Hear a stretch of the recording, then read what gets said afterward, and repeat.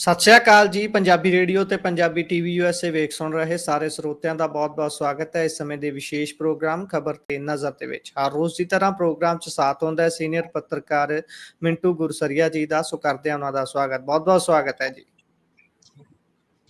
ਸ਼ੁਕਰੀਆ ਸਾਰਿਆਂ ਨੂੰ। ਸਤਿ ਸ੍ਰੀ ਅਕਾਲ ਜੀ। ਸਤਿ ਸ਼੍ਰੀ ਅਕਾਲ ਜੀ। ਸੋ ਅੱਜ ਦੇ ਪ੍ਰੋਗਰਾਮ ਦੇ ਸਪਾਂਸਰਸ ਨੇ ਖਾਲਸਾ ਇੰਸ਼ੋਰੈਂਸ। ਲੰਬੇ ਸਮੇਂ ਤੋਂ ਇੰਸ਼ੋਰੈਂਸ ਦੇ ਖੇਤਰ 'ਚ ਸੇਵਾਵਾਂ ਨਿਭਾ ਰਹੇ ਨੇ। ਸੰਪਰਕ ਨੰਬਰ ਹੈ 408-272-2500। ਟਿਰਕਿਆਣਾ ਇਮੀਗ੍ਰੇਸ਼ਨ ਲਾ ਫਰਮ। ਜੇ ਟਿਰਕਿਆਣਾ ਹੁਣਾਂ ਨਾਲ ਸੰਪਰਕ ਕਰ ਸਕਦੇ ਹੋ ਜੇਕਰ ਇਮੀਗ੍ਰੇਸ਼ਨ ਬਾਬਤ ਕਿਸੇ ਤਰ੍ਹਾਂ ਦੀ ਸਲਾਹ ਕਰਨੀ ਹੈ। Krishan Dhanota Yuba City. Baljinder Singh Nijjar Woodland GN lube ਵਾਲੇ ਟਰੱਕ ਵਾਸ਼ ਕਰਦੇ ਨੇ, ਆਇਲ ਚੇਂਜ ਕਰਦੇ ਨੇ, 에ਅਰ ਬ੍ਰੇਕਸ ਦਾ ਕੰਮ ਤਸੱਲੀ ਬਖਸ਼ ਕਰਦੇ ਨੇ। ਨਵੇਂ ਪੁਰਾਣੇ ਟਾਇਰ ਤੁਸੀਂ ਇਹਨਾਂ ਦੇ ਕੋਲੋਂ ਖਰੀਦ ਸਕਦੇ ਹੋ। ਲੋਕੇਸ਼ਨ ਸੈਂਟਾਨੇਲਾ ਦੇ ਵਿੱਚ ਹੈ। ਨਿੰਮਾ ਸਹੋਤਾ ਹੋਣਾ ਦਾ ਨੰਬਰ ਹੈ 209-277-0113। Jaswinder Singh Nagra Roseville. Avtar Singh Sangha Yuba City. Baldev Singh Kang Yuba City. ਬਹੁਤ ਬਹੁਤ ਧੰਨਵਾਦ ਹੈ ਇਹਨਾਂ ਸਾਰੇ ਸਪਾਂਸਰਸ ਦਾ ਜਿਹੜੇ ਜ਼ਰੀਆ ਬਣਦੇ ਨੇ ਪ੍ਰੋਗਰਾਮਾਂ ਨੂੰ ਤੁਹਾਡੇ ਤੱਕ ਪਹੁੰਚਦਾ ਕਰਨ ਦੇ ਲਈ। ਸੋ ਬਹੁਤ ਸਾਰੀਆਂ ਅਹਿਮ ਖਬਰਾਂ ਨੇ। ਉਹਨਾਂ ਅਹਿਮ ਖਬਰਾਂ ਦੇ ਵਿੱਚੋਂ ਸਭ ਤੋਂ ਪਹਿਲੀ ਖਬਰ ਤੇ ਜੇਕਰ ਮਿੰਟੂ ਜੀ ਆਪਾਂ ਆਈਏ ਤਾਂ ਅੱਜ ਭਾਜਪਾ ਨੇ ਸੰਸਦ ਦੇ ਵਿੱਚ ਫੇਰ ਤੋਂ ਖਲਾਰਾ ਪਾ ਲਿਆ। ਖਲਾਰਾ ਕਿਉਂ ਪਿਆ? ਕਿਉਂਕਿ 4 ਵੱਖ-ਵੱਖ ਬਿੱਲ ਪੇਸ਼ ਕੀਤੇ ਗਏ ਨੇ ਤੇ ਇਹ ਬਿੱਲ ਅਜਿਹੇ ਸੀ ਕਿ ਸਾਹਮਣਿਓਂ ਵਿਰੋਧੀ ਧਿਰ ਨੇ ਕਾਗਜ਼ਾਂ ਦੇ ਗੋਲੇ ਚਲਾਉਣੇ ਸ਼ੁਰੂ ਕਰ ਦਿੱਤੇ। ਪਾਇਓ ਜ਼ਰਾ ਚਾਨਣਾ। ਦੇਖੋ, ਬੇਸਿਕਲੀ 3 ਬਿੱਲ ਹੈ ਜੀ, ਪਰ ਆਪੋ ਵਿੱਚ ਦੀ ਲਗਭਗ ਜੁੜੇ ਆ। ਜਿਵੇਂ ਜੀ, 130ਵਾਂ ਜੇ ਸੰਵਿਧਾਨਿਕ ਅਮੈਂਡਮੈਂਟ ਦੇਖੀਏ ਤਾਂ ਉਹਦੇ ਜੀ, ਵਿੱਚ ਕੀ ਆ ਗੁਰਪ੍ਰੀਤ ਜੀ, ਕਿ ਇਹ ਇੱਕ ਮਹੱਤਵਪੂਰਨ ਤੇ ਵਿਵਾਦਪੂਰਨ ਹੋ ਜਾਂਦਾ ਬਿੱਲ। ਜੀ, ਹੁਣ ਇਹ ਕਿਵੇਂ ਆ, ਮੈਂ ਤੁਹਾਨੂੰ ਪਹਿਲਾਂ ਤਿੰਨੇ ਦੱਸ ਦੇਵਾਂ ਜਿਹੜੇ ਇਹਨਾਂ ਨੇ ਇੰਟਰੋਡਿਊਸ ਕੀਤੇ ਆ। ਜੀ, ਇਹ ਹੈ ਪਹਿਲਾ ਕਿ 130ਵਾਂ ਸੰਵਿਧਾਨ ਸੰਸ਼ੋਧਨ, ਜਿਸ ਨੂੰ ਬੋਲਦੇ ਆਪਾਂ ਸੋਧ ਬਿੱਲ ਜੀ, ਪੰਜਾਬੀ ਚ ਕਹੀਏ, ਜੋ ਕੇਂਦਰ ਤੇ ਰਾਜ ਸਰਕਾਰਾਂ ਤੇ ਲਾਗੂ ਹੋਏਗਾ। ਮਤਲਬ ਕਿ ਸੰਵਿਧਾਨ ਦੇ ਵਿੱਚ 130ਵੀਂ ਸੋਧ ਦਾ ਰਸਤਾ ਖੁੱਲ ਗਿਆ। ਠੀਕ ਹੈ ਜੀ। ਜੀ, ਦੂਜਾ ਬਿੱਲ ਹੈ government of union territories bill 2025, ਜੋ ਕੇਂਦਰ ਸ਼ਾਸਿਤ ਰਾਜਾਂ ਦੇ ਲਈ ਆ। ਤੀਸਰਾ ਜੰਮੂ ਕਸ਼ਮੀਰ ਪੁਨਰਗਠਨ। ਇਹ ਵੀ ਕਹਿ ਲਓ ਕਿ ਸੋਧ ਬਿੱਲ ਹੈ ਜਿਹੜਾ ਕਿ ਜੰਮੂ ਕਸ਼ਮੀਰ ਦੇ ਵਿੱਚ ਲਾਗੂ ਕੀਤਾ ਜਾਊਗਾ। ਜੀ। ਹੁਣ ਜਿਹੜੇ ਇਹ 3 ਬਿੱਲ ਆ, ਇਹਦੇ ਵਿੱਚ ਬੇਸਿਕਲੀ ਪ੍ਰਬੰਧ ਕੀ ਆ, ਜ਼ਰਾ ਇਸ ਨੂੰ ਦੇਖੀਏ ਕਿ ਕੋਈ ਵੀ ਵਿਅਕਤੀ ਗ੍ਰਿਫਤਾਰ ਹੋ ਕੇ ਜੇਲ੍ਹ ਤੋਂ ਪ੍ਰਧਾਨ ਮੰਤਰੀ, ਮੁੱਖ ਮੰਤਰੀ, ਕੇਂਦਰ ਦਾ ਜਾਂ ਰਾਜ ਦਾ ਮੰਤਰੀ ਨਹੀਂ ਰਹਿ ਸਕਦਾ। ਠੀਕ ਹੈ ਜੀ। ਤੇ ਇਸ ਬਿੱਲ ਦੇ ਵਿੱਚ ਜਿਹੜਾ ਕੋਈ ਰਾਜਨੇਤਾ ਹੈ ਗ੍ਰਿਫਤਾਰੀ ਦੇ 30 ਦਿਨ ਦੇ ਅੰਦਰ ਜੇ ਕੋਰਟ 'ਚ ਜ਼ਮਾਨਤ ਲੈ ਲੈਂਦਾ ਤੇ ਠੀਕ ਆ। ਅਗਰ ਮਹੀਨਾ ਪੂਰਾ ਹੋ ਗਿਆ ਤਾਂ 31ਵੇਂ ਦਿਨ ਕਹਿ ਲਓ ਸਟੇਟ ਜਾਂ ਕੇਂਦਰ ਦੀ ਗਵਰਨਮੈਂਟ ਦੇ ਵਿੱਚੋਂ ਹਟ ਜਾਏਗਾ। ਠੀਕ ਹੈ ਜੀ। ਤਾਂ ਮਤਲਬ ਕਿ ਆਪਣੇ ਆਪ ਹੀ ਸੰਵਿਧਾਨ ਇੰਨਾ ਸ਼ਕਤੀਸ਼ਾਲੀ ਹੋ ਜਾਏਗਾ ਕਿ ਉਸਨੂੰ ਤਾਕਤਹੀਨ ਕਰ ਦੇਗਾ। ਜੀ।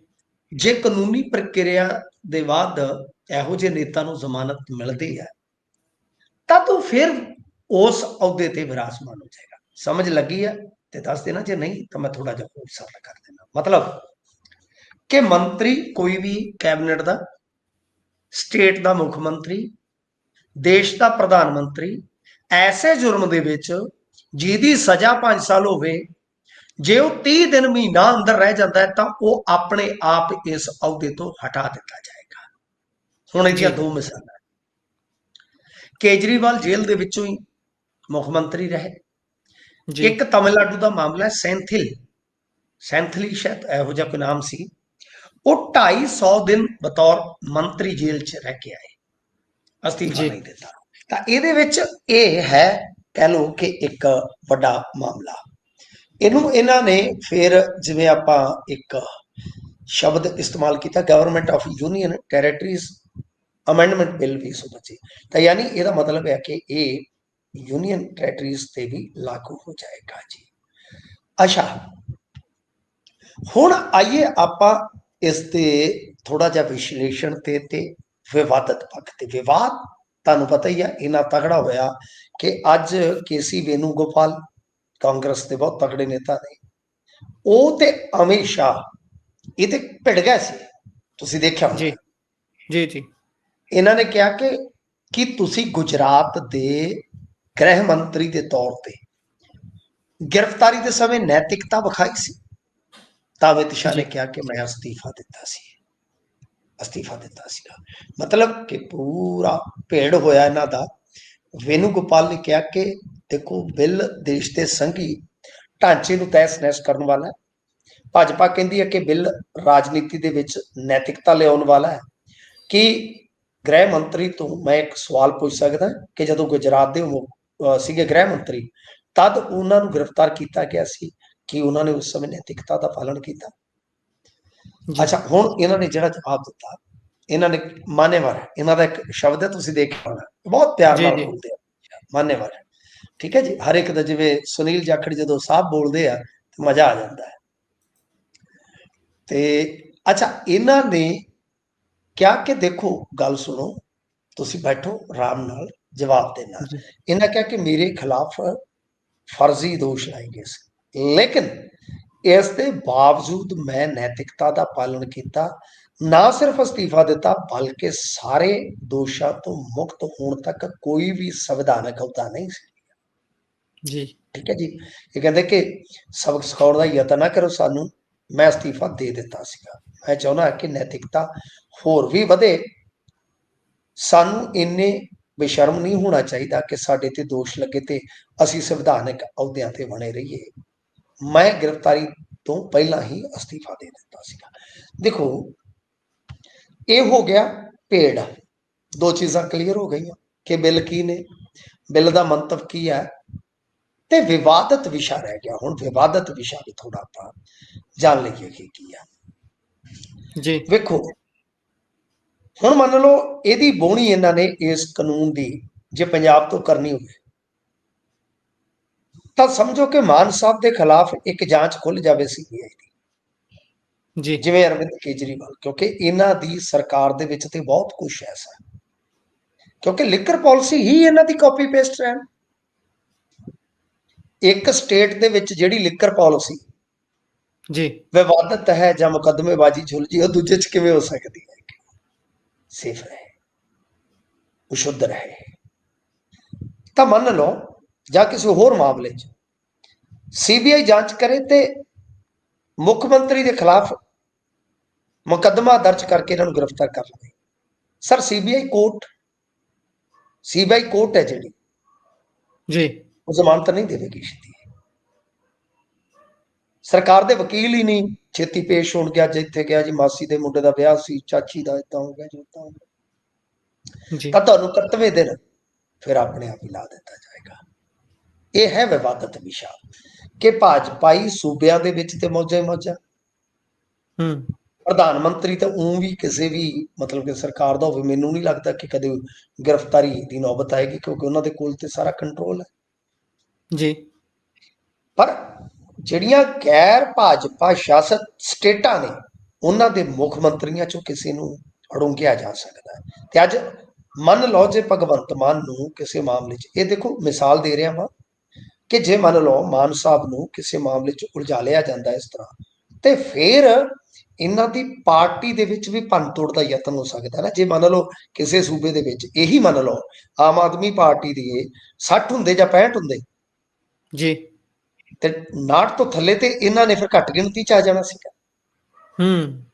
ਤਾਂ ਉੱਥੇ ਮਤਲਬ ਕਿ ਉਸ ਦੌਰ ਦੇ ਦਰਮਿਆਨ ਤਾਂ ਫਿਰ ਬਹੁਤ ਖਿਲਾ ਹੋ ਸਕਦਾ ਹੈ ਨਾ, ਬਹੁਤ ਖਿਲਾ ਹੋ ਸਕਦਾ। ਸੋ ਇਸ ਕਰਕੇ ਇਹ ਜਿਹੜਾ ਬਿੱਲ ਆ, ਇਸ ਪੱਖੋਂ ਕਹਿ ਲਓ ਕਿ ਵਿਵਾਦਤ ਹੈ। ਤਾਂ ਬਾਕੀ ਬਹੁਤ ਹੱਦ ਤੱਕ ਕਹਿ ਲਓ ਕਿ ਓਵੈਸੀ ਨੇ ਅੱਜ ਇਹਦੇ ਤੇ ਇੱਕ ਆਪਣਾ ਜਾਇਜ਼ ਪ੍ਰਤੀਕਰਮ ਦਿੱਤਾ ਹੈ ਕਿ ਭਾਰਤ ਹੌਲੀ ਹੌਲੀ ਪੁਲਿਸ ਸਟੇਟ ਵੱਲ ਵੱਧਦਾ ਜਾ ਰਿਹਾ ਹੈ। ਇਹ ਸੰਵਿਧਾਨ ਬਦਲਣ ਦਾ ਹੀ ਯਤਨ ਹੈ। ਤਾਂ ਉਹਨਾਂ ਨੇ ਵੱਡੀ ਗੱਲ ਕਹੀ ਆ। ਹੁਣ ਦੇਖਦੇ ਆ ਕੀ ਹੁੰਦਾ। ਹਾਲਾਂਕਿ ਮੇਰੇ ਕੋਲ ਜਿਹੜੀ ਲਾਸਟ ਅਪਡੇਟ ਹੈ ਇਸ ਨਾਲ ਜੁੜੀ ਕਿ ਜੇਪੀਸੀ ਨੂੰ ਇਹ ਜਿਹੜਾ ਬਿੱਲ ਆ, ਯਾਨੀ ਜੁਆਇੰਟ ਪਾਰਲੀਮੈਂਟਰੀ ਕਮੇਟੀ ਹੁੰਦੀ ਹੈ ਜਿਹੜੀ, ਉਹਨੂੰ ਇਹ ਬਿੱਲ ਭੇਜ ਦਿੱਤਾ ਗਿਆ। ਕਰੋ ਜੀ, ਜੇਕਰ ਆਪਾਂ ਇਸ ਤੋਂ ਅੱਗੇ ਚੱਲਦੇ ਹਾਂ ਤਾਂ ਦਿੱਲੀ ਦੀ ਮੁੱਖ ਮੰਤਰੀ ਬੀਬੀ ਰੇਖਾ ਗੁਪਤਾ ਹੁਣੀ ਆਪਣੇ ਘਰ ਦੇ ਵਿੱਚ ਸਭਾ ਲਗਾਉਂਦੇ ਨੇ, ਕਹਿੰਦੇ ਵੀ ਸਮੱਸਿਆਵਾਂ ਸੁਣਦੇ ਨੇ, ਤੇ ਉੱਥੇ ਇੱਕ ਗੁਜਰਾਤੀ ਵਿਅਕਤੀ ਆਉਂਦਾ ਹੈ ਤੇ ਬੀਬੀ ਹੁਣਾਂ ਦੇ ਮੂੰਹ ਤੇ ਥੱਪੜ ਮਾਰ ਦਿੰਦਾ ਹੈ। ਬੇਸ਼ੱਕ ਅਸੀਂ ਇਸ ਗੱਲ ਦੀ ਨਿੰਦਾ ਕਰਦੇ ਹਾਂ, ਪਰ ਗੱਲ ਕੀ ਬਣੀ ਜੀ ਸਾਰੀ? ਨਹੀਂ ਦੇਖੋ, ਇਹ ਜਿਹੜੀ ਗੱਲ ਹੈ ਨਿੰਦਣਯੋਗ ਹੈ ਬਿਲਕੁਲ, ਤੇ ਮੈਂ ਤੁਹਾਡੀ ਤਾਰੀਫ ਕਰੂੰਗਾ। ਕੁਝ ਲੋਕ ਸਿਧਾਂਤਕ ਜਾਂ ਰਾਜਨੀਤਿਕ ਜਾਂ ਕੁਝ ਹੋਰ ਸਮਝਦੇ ਪਾਰੋਂ ਵੀ ਕਹਿ ਲਈਏ ਕਿ ਵਖਰੇਵੇਂ ਰੱਖ ਕੇ ਦੂਜੇ ਤੇ ਖੁਸ਼ ਹੁੰਦੇ ਆ। ਮੈਂ ਜੀ ਤੁਹਾਡੇ ਇਸ ਜਰਨਲਿਜ਼ਮ ਦੀ ਬਹੁਤ ਕਦਰ ਕਰਦਾ ਤੇ ਬਹੁਤ ਮੈਂ ਕਹਿੰਦਾ ਕਿ ਇਹ ਵਧੀਆ ਇੱਕ ਲਾਈਨ ਹੁੰਦੀ ਹੈ ਕਿ ਤੁਸੀਂ ਇਹ ਨਾ ਦੇਖੋ ਕਿ ਕਿਸ ਪਾਰਟੀ ਦਾ ਕੋਈ ਸ਼ਖਸ ਹੈ, ਨੇਤਾ ਹੈ, ਰਾਜਨੇਤਾ ਹੈ। ਜੀ ਜੇ ਉਹਦੇ ਨਾਲ ਗਲਤ ਹੁੰਦਾ ਹੈ ਤਾਂ ਉਹ ਗਲਤ ਹੀ ਗਲਤ ਹੈ।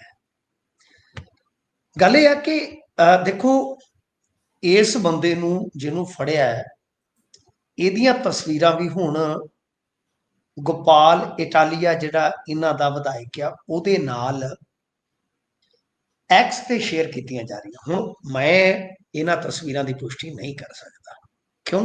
ਜੀ ਕਿਉਂਕਿ ਅੱਜ ਕੱਲ੍ਹ ਬਹੁਤ ਕੁਝ ਚੱਲਦਾ। ਪਰ ਜਿਵੇਂ ਤੁਸੀਂ ਗੁਜਰਾਤੀ ਦਾ ਜ਼ਿਕਰ ਕੀਤਾ ਹੈ ਕਿ ਇਹਦੇ ਵਿੱਚ ਖੀਮਜੀ ਭਾਈ ਨਾਂ ਦਾ ਇਹ ਵਿਅਕਤੀ ਹੈ ਜਿਹੜਾ ਉਹ ਨਜ਼ਰ ਆ ਰਿਹਾ ਹੈ। ਇਹਦੇ ਵਿੱਚ ਜੀ ਉਹ ਪਹਿਲਾਂ ਵੀਡੀਓ ਵੀ ਬਣਾਉਂਦਾ ਹੈ ਸੀਐਮ ਹਾਊਸ ਦੇ ਬਾਹਰ, ਫਿਰ ਘਰ ਦੇ ਅੰਦਰ ਵੜਦਾ ਹੈ, ਐਂਟਰੀ ਹੁੰਦੀ ਹੈ ਜੀ। ਪ੍ਰਵੇਸ਼ ਵਰਮਾ ਜਿਹੜੇ ਵਿਵਾਦਤ ਨੇਤਾ ਨੇ ਵੀ, ਇਹਨਾਂ ਨੇ ਜੀ ਕਿਹਾ ਕਿ ਜਦੋਂ ਸੀਐਮ ਤੇ ਹਮਲਾ ਕੀਤਾ ਗਿਆ ਹੈ ਤਾਂ ਉਸ ਤੋਂ ਪਹਿਲਾਂ ਇਹਨੇ ਰੇਕੀ ਵੀ ਕੀਤੀ ਹੈ। ਜੀ ਇਹ ਤੇ ਇੱਥੋਂ ਤੱਕ ਕਹਿ ਰਹੇ ਨੇ ਕਿ ਇਹਨੇ ਤੁਰੰਤ ਨਹੀਂ ਛੱਡਿਆ ਸੀਐਮ ਨੂੰ, ਹੂੰ ਇਹਨੇ ਤੇ ਵਾਲ ਵੀ ਫੜੇ ਨੇ। ਜੀ ਮਤਲਬ ਕਿ ਇਹ ਬਹੁਤ ਵੱਡੀ ਸੁਰੱਖਿਆ ਦੇ ਵਿੱਚ ਵੀ ਬੜੀ ਕੁਤਾਹੀ ਹੈ ਜੀ। ਜੀ ਜੀ ਦੱਸਦੇ ਆ ਕਿ ਹਲਕੀ ਜੀ ਚੋਟ ਵੀ ਸਿਰ 'ਚ ਲੱਗੀ ਆ। ਕੁਝ ਮੀਡੀਆ ਰਿਪੋਰਟਾਂ ਇਸ ਗੱਲ ਦਾ ਹਵਾਲਾ ਦੇ ਰਹੀਆਂ ਕਿ ਬੀਬੀ ਰੇਖਾ ਗੁਪਤਾ ਦਾ ਸਿਰ ਜਿਹੜਾ ਹੈ ਉਹ ਮੇਜ਼ ਨਾਲ ਟਕਰਾ ਗਿਆ ਸੀ। ਜੀ ਇਹ ਬਹੁਤ ਵੱਡੀ ਗੱਲ ਹੈ ਜੀ, ਬਹੁਤ ਵੱਡੀ ਗੱਲ ਹੈ। ਹੁਣ ਗੱਲ ਇਹ ਆ ਕਿ ਇਸ ਮਾਮਲੇ ਦੇ ਵਿੱਚ ਆਪਾਂ ਜੇ ਕਹੀਏ ਕਿ ਇਹ ਜਾਂਚ ਪੜਤਾਲ ਹੋਣੀ ਚਾਹੀਦੀ ਆ ਕਿ ਉਕਤ ਵਿਅਕਤੀ ਗੁਜਰਾਤ ਚੋਂ ਇੱਥੇ ਆਇਆ ਹੈ ਤਾਂ ਇਸ ਨੂੰ ਭੇਜਿਆ ਕਿਸ ਨੇ, ਕਿਸ ਮੰਤਵ ਦੇ ਨਾਲ ਹੈ। ਇਸ ਦਾ ਬੀਬੀ ਰੇਖਾ ਗੁਪਤਾ ਜਿਹੜੀ ਕਿ ਕੋਈ ਕੇਂਦਰੀ ਨੇਤਾ ਨਹੀਂ ਹੈ, ਜੀ ਉਹ ਤੇ ਦਿੱਲੀ ਦੀ ਨੇਤਾ ਹੈ ਨਾ, ਇਹ ਗੁਜਰਾਤੀ ਹੈ, ਉਹਨੂੰ ਕੀ ਪ੍ਰੋਬਲਮ ਹੈ ਉਹਦੇ ਨਾਲ? ਜੀ ਠੀਕ ਹੈ ਨਾ ਜੀ। ਇਹ ਜੀ ਆਪਣੇ ਆਪ ਦੇ ਵਿੱਚ ਇੱਕ ਬੜਾ ਵੱਡਾ ਸਵਾਲ ਹੈ। ਅੱਛਾ, ਦੂਜੀ ਗੱਲ ਕਿ ਜੇ ਇਹ ਇੱਥੇ ਰਹਿੰਦਾ ਹੈ ਤਾਂ ਬੀਬੀ ਰੇਖਾ ਗੁਪਤਾ ਨੂੰ ਤੇ ਚੰਦ ਦਿਨ ਹੀ ਹੋਏ ਆ ਨਾ, ਜਾਂ ਚੰਦ ਹਫ਼ਤੇ ਹੀ ਹੋਏ ਨੇ ਜੀ ਵੀ ਏਡੀ ਕਿੱਡੀ ਕਿ ਨਾਰਾਜ਼ਗੀ।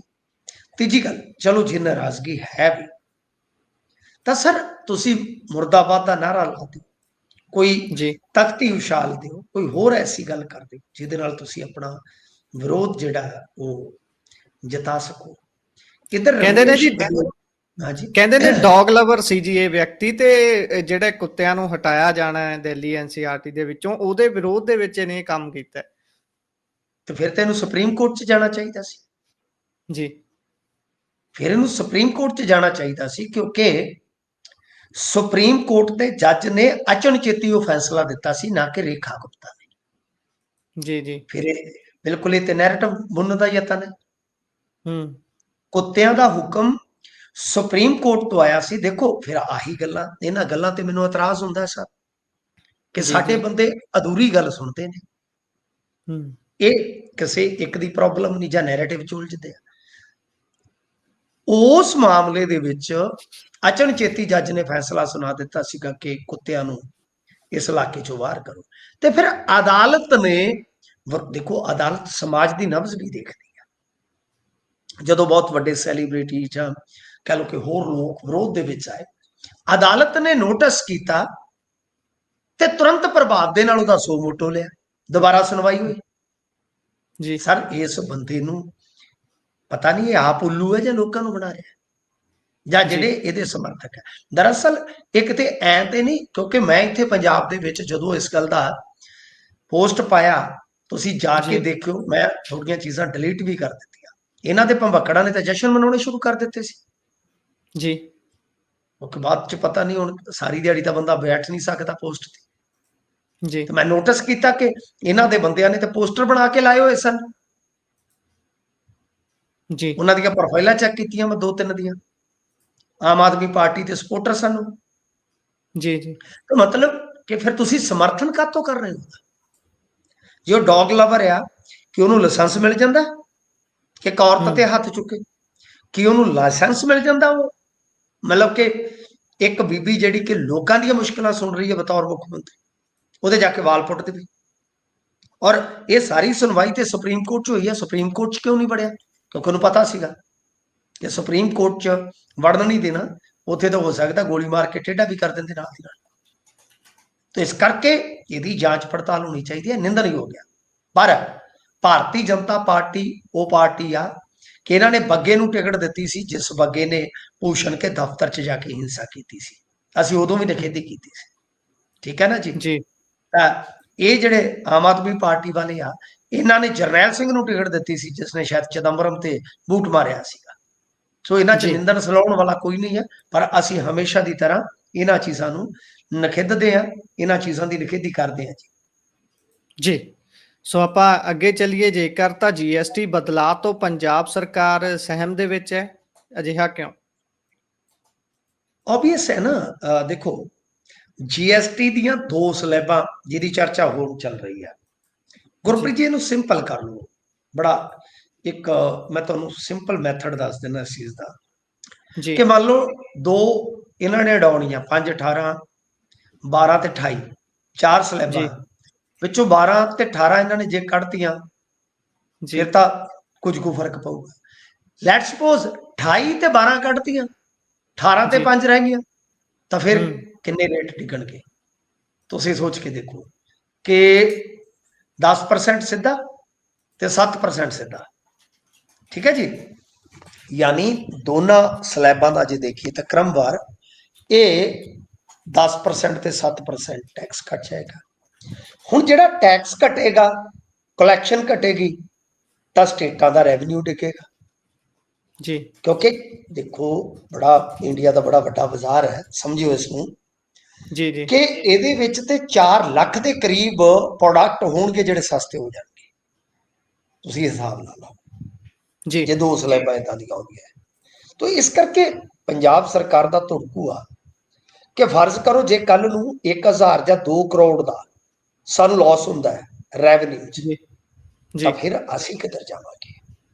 ਕਿਉਂ? ਕਿਉਂਕਿ ਇਹ ਸਰਕਾਰ ਤੇ ਤੁਹਾਨੂੰ ਪਹਿਲਾਂ ਪਤਾ ਹੈ ਨਾ ਕਿ ਇਹਨਾਂ ਦਾ ਕੰਮ ਧੰਦਾ ਜਿਹੜਾ ਉਹ ਜੋ ਵੀ ਆ ਫੜ ਤੜ ਕੇ ਚੱਲਦਾ ਹੈ। ਉਹ ਜੀ ਜਿਵੇਂ ਗਾਣਾ ਸੀ ਨਾ, ਕਿਤੇ ਛੱਡ ਜੀ ਨਾ ਕਹਿ ਕੇ ਅਮਲੀ, ਤੇਰਾ ਕਾਰਡਾਂ ਤੇ ਯਾਰ ਚੱਲਦਾ ਹੈ।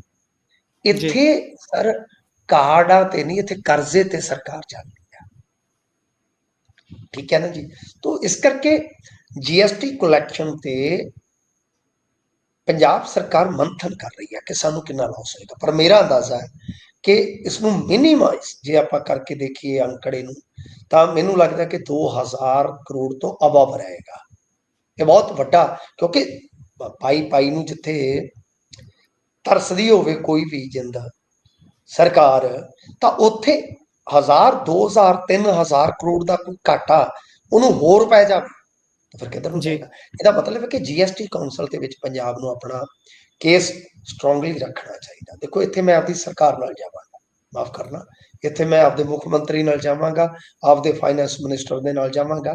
ਸੋ ਮੇਰਾ ਵਿਅਕਤੀਗਤ ਨਜ਼ਰੀਆ ਹੈ ਕਿ ਇਸ ਤਰ੍ਹਾਂ ਦਾ ਜਿਹੜਾ ਟੈਕਸੇਸ਼ਨ ਜੋ ਜਿਹਦਾ ਕੇਂਦਰੀਕਰਨ ਹੋ ਚੁੱਕਾ ਹੈ, ਉਹਦੇ ਵਿੱਚ ਬਚਿਆ ਕੁਚਿਆ ਜਿਹੜਾ ਸਾਨੂੰ ਹਿੱਸਾ ਆਉਂਦਾ, ਜੇ ਤੁਸੀਂ ਉਹਨੂੰ ਬੰਦ ਕਰਨਾ ਚਾਹੁੰਦੇ ਆ, ਰਾਹਤ ਦੇਣਾ ਚਾਹੁੰਦੇ ਆ, ਤਾਂ ਬਿਲਕੁਲ ਠੀਕ ਆ। ਪਰ ਸਾਡੀ ਅਰਥ ਵਿਵਸਥਾ, ਸਾਡਾ ਅਰਥਚਾਰਾ, ਸਾਡਾ ਫਾਈਨੈਂਸ਼ੀਅਲੀ ਢਾਂਚਾ ਬਿਲਕੁਲ ਕਹਿ ਲਓ ਕਿ ਪ੍ਰਭਾਵਿਤ ਹੈ।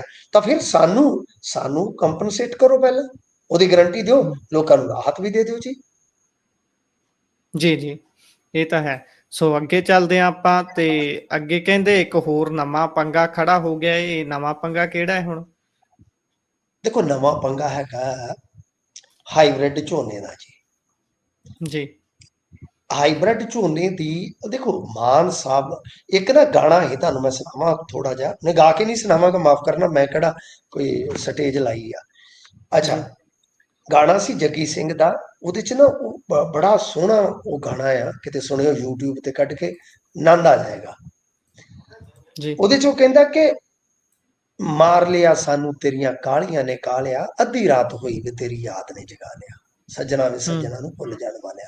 ਤਾਂ ਇੱਥੇ ਦੂਜੀਆਂ ਦੋ ਪੰਕਤੀਆਂ ਛੱਡ ਦਿਓ, ਮਾਰ ਲਿਆ ਸਾਨੂੰ ਤੇਰੀਆਂ ਕਾਹਲੀਆਂ ਨੇ ਕਾਹਲਿਆ। ਹੂੰ ਕਾਹਲੀਆਂ ਜਿਹੜੀਆਂ ਨੇ ਮਾਨ ਸਾਹਿਬ ਦੀਆਂ ਪੰਜਾਬ ਨੂੰ ਬਹੁਤ ਮਹਿੰਗੀਆਂ ਪਈਆਂ ਸਨ।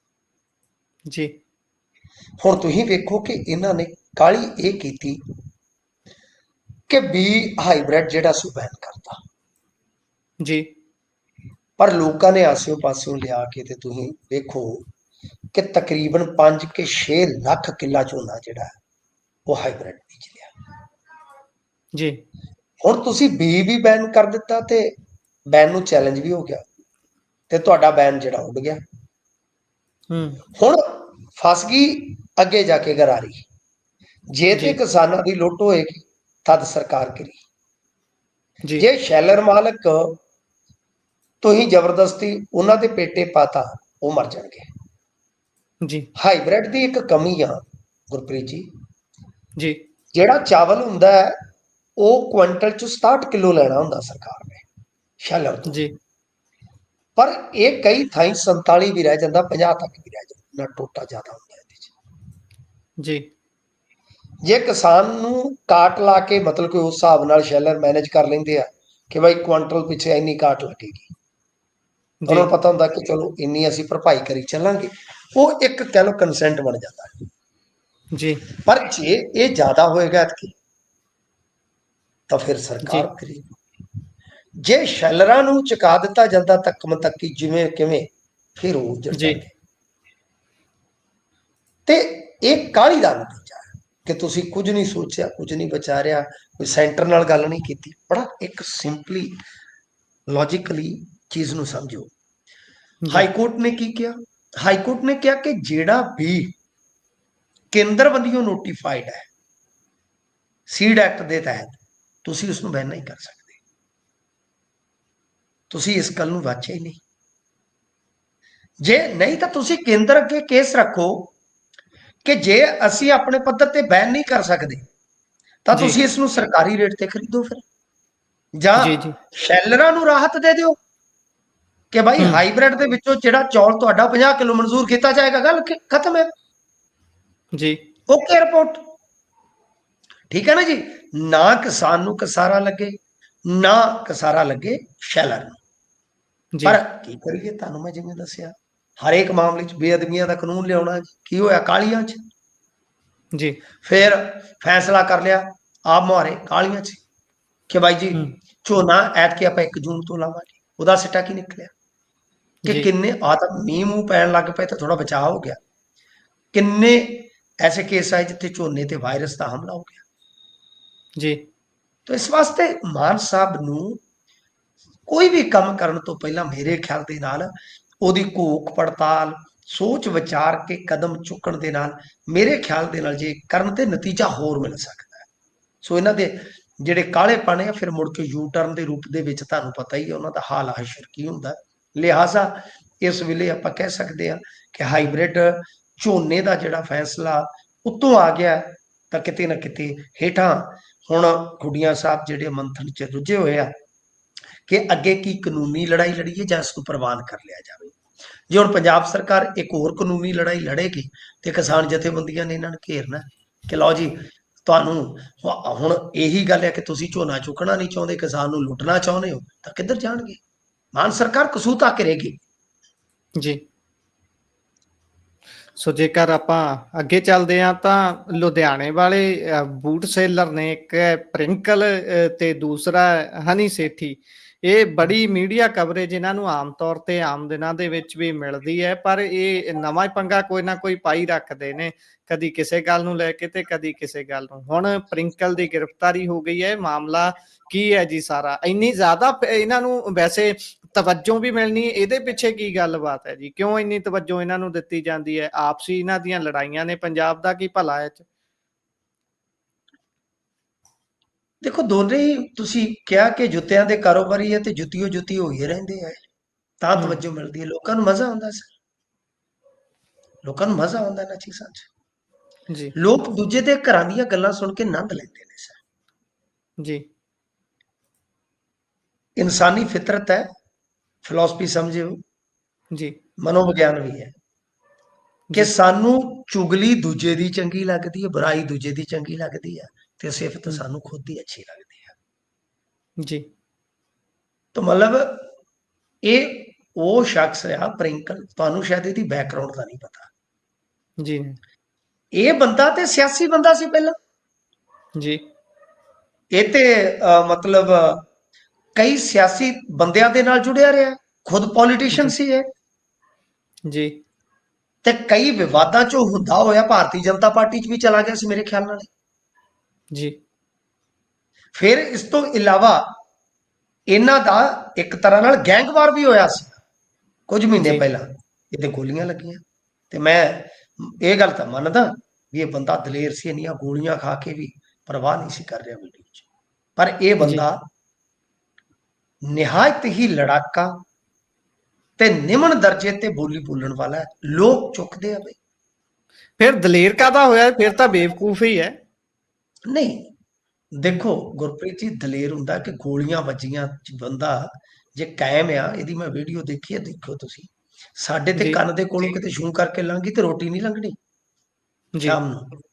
ਇਹ ਜੇਰੇ ਦੀ ਗੱਲ ਹੁੰਦੀ ਹੈ, ਪਰ ਜੇਰੇ ਨੂੰ ਗਲਤ ਇਸਤੇਮਾਲ ਕਰ ਰਹੇ ਜੀ। ਉਹ ਆਪਣੀ એનર્ਜੀ ਨੂੰ, ਮੈਂ ਉਹੀ ਗੱਲ ਤੇ ਆ ਰਿਹਾ ਜੀ ਕਿ ਜਿਹੜੀ ਗੱਲ ਆ ਉਹ ਹੌਸਲਾ ਉਹਦੇ 'ਚ ਮੈਂ ਦੇਖਿਆ ਕਿ ਪਹਿਲਾਂ ਤੇ ਉਹ 3-4 ਸ਼ੂਟਰਾਂ ਨਾਲ ਲੜਿਆ ਜੀ।